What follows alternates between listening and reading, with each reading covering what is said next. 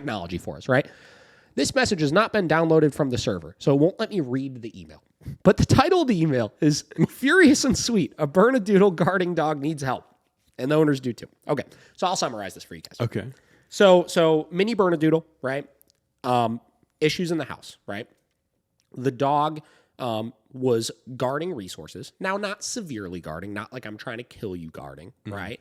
But he would get miscellaneous objects all over the house, right? He would not let them take it from them, right? He would act out and get kind of snarky and stuff towards them if they would try to take it. They literally couldn't get him to release these objects for them, right? He would jump on the couch, and then if they tried to get him off of the couch, he would literally bite the couch and start thrashing around and shaking the couch like crazy, like just be an absolute psychopath. Jesus Christ, right? okay. If they were trying to eat dinner, right, he would literally jump on the freaking table to try to get their food off of it, right? Wow. Out on the walk, he would pick anything up off of the ground that he wasn't allowed to have, and same deal, they couldn't get him to drop things, right? They basically were resorted to having him tethered in a corner in the living room for virtually the entire day, right? He couldn't be free roaming in the house, right? They've taken him to multiple trainers, right? Everything from reward-based training to balance training. They did like prong collar training. They tried to do some e-collar training, not with a trainer, but on their own a little bit, right? And they couldn't get anywhere with this, right? They were getting all these mixed messages all over the place as far as how to handle, excuse me, oof. Jesus Christ. An IV. Liquid IV. Liquid IV coming out. That's that yuzu pineapple smell right there. Anyway. So one of the trainers, one of the balance trainers that came in, they came to the house and he would like set things up. He had the dog on a prong collar, right? He would set things up. The dog would pick it up and he would use the prong to try to get the dog to drop things by giving like really firm leash pops and stuff like that. Couldn't even get the dog to drop things. And he basically resorted to telling them the dog can't be, his solution was because he couldn't get the dog to drop things. He said that the dog, he was the one who gave them the opinion on the dog needed to be tethered in the corner, right? So whatever. So bad information given all around. They were basically just trapped in their house. Like they couldn't let the dog loose. They couldn't enjoy their dog. The dog was guarding things from them, et cetera, et cetera, et cetera, right? We did a virtual consult. I taught them how to properly fit the e-collar that they had because they bought one on their own, right?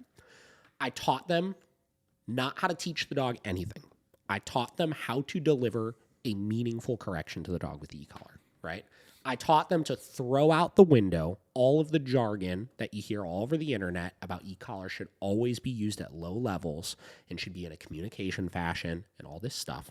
I taught them that they needed to teach this dog some firm boundaries, right? We did like a 45-minute consult teaching them how to do that, right? I gave them strategic step-by-step things to do over the course of a week to address this problem, then this problem, then this problem, then this problem, right? And how to start giving the dog some freedom after they gave all of those boundaries to the dog. We did a 15-minute brush up or follow-up Zoom call with them the other day, and they literally told me that in 5 days, right, their life was literally changed with this dog. The dog was literally free roaming in the house, just hanging out. They're petting him and stuff, like in the virtual consult. They said he doesn't even try to jump on the couch anymore. He doesn't pick anything up off of the ground. They said the one time that he picked something up that he wasn't supposed to have, he immediately dropped it for them, right? They started implementing the e-collar on the walk and stopped him from picking things up. They said that literally the last week was the most enjoyable week they've ever had with this dog in the 3 years that they've had him. Let's go. Right? Like, that's awesome, Yeah, right? so cool. The important thing here is that was so it was so easy. It was so freaking easy. Yeah. They spent thousands of dollars on training for this dog, and they couldn't get there. All this came down to is setting meaningful boundaries for the dog. Yeah. That's it. Need some yuzu after that. It was just funny because, you know, that follow-up one, I didn't know how things were going to go. You know, I was like, you know, like maybe we'll do like 30 minutes or something like that, you know, touch base, give them some new things to work on, see what went well, what didn't go well. And they got on and they're just like, things are literally great. They're like, there's no problems. Yeah. They're like, everything is so awesome. Hell yeah. Like, and they were just happy, you know, and it's, I think sometimes like if we could just look at like solving these problems faster, Oh, yeah. It's just going to help people out so much. For sure. So much. And, I think it's so crazy that you can do that over a virtual consult, Yeah. I think that is proof in the pudding right there that you can do this for somebody in Texas. Literally, Yeah. And I think that is such a game changer for people, 100%. especially when you're doing it, you're Zoom calling them, right? But then they have to go do that work, you know? And I think it's almost kind of like a better one-on-one, I feel like, because it's like all on them. Yeah, 100%.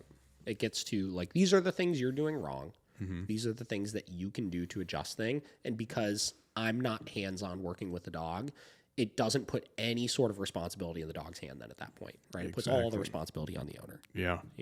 Like you're going to do this or you're not going to do this. Yeah. And if you're not going to do it, we can't help you.